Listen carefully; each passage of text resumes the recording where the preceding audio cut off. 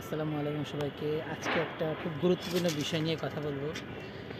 আসলে ভারত আসলে বাংলাদেশকে মুক্তিযুদ্ধে সাহায্য করেছিল, এজন্য আমরা কৃতজ্ঞ। বাট ভারতের অনেক কাজ আছে যেগুলো আসলে আমরা খুব বিরক্ত হয়ে যাচ্ছি।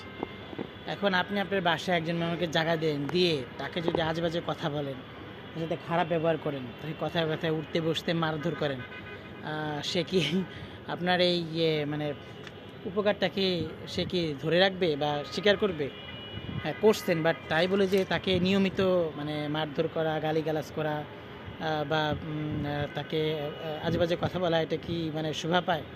ঠিক ভারতের হয়েছে এই অবস্থা। আজকে খবরে দেখলাম বাংলাদেশের ভিতরে ঢুকে তারা বাংলাদেশের জেলেদেরকে জোর করে ধরে নিয়ে গেছে। প্রায় 3 মাস পরে ওদেরকে নিয়ে আসা হয়েছে এবং ভারতের মানে জেলখানাগুলোতে এত মানে অমানবিক অত্যাচার ওদেরকে করেছে, ঠিকমতো খাবার খেতে দেয়নি, ওদেরকে দিয়ে অনেক কঠোর পরিশ্রম করিয়েছে।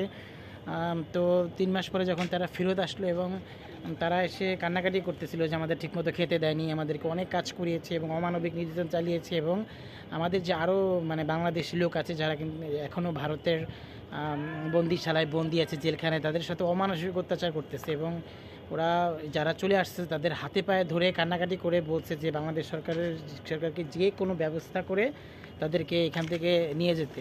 আমার কথা হলো, ভাই কেন এরকম মানে এই ধরনের আপনাদের এত কঠোর হতে হবে কেন? কারণ আপনারা তো আমাদের বাংলাদেশের ভিতরে ঢুকে আমাদের লোকজনকে ধরে নিয়ে গেছেন, আর ভারতের জেলেরা তো বাংলাদেশের ভিতরে চলে আসে।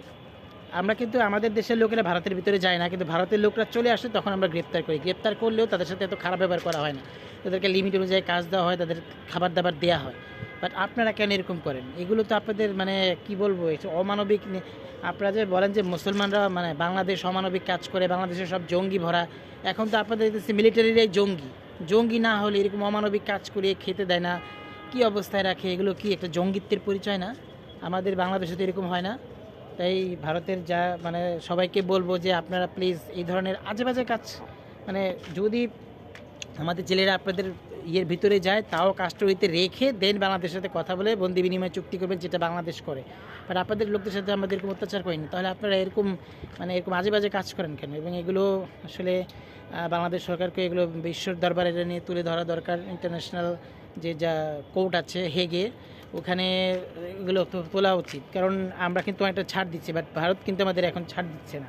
এটা কোন ধরনের কথা? অমানবিক মানুষদেরকে মারধর করা, তারপরে খাবার দাবার কম দেওয়া, তাদেরকে দিয়ে কঠোর পরিশ্রম করা।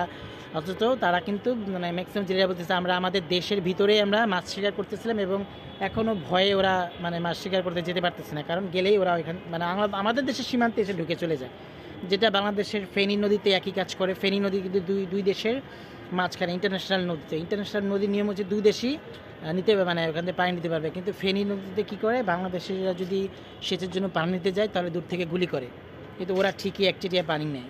তো এই জিনিসগুলো ভারতের যে মানে প্রশাসনে যারা আছেন তারা দেখে থাকলে তারাও এদিকে একটু দৃষ্টি মানে করবেন আর কি, সতর্ক থাকবেন।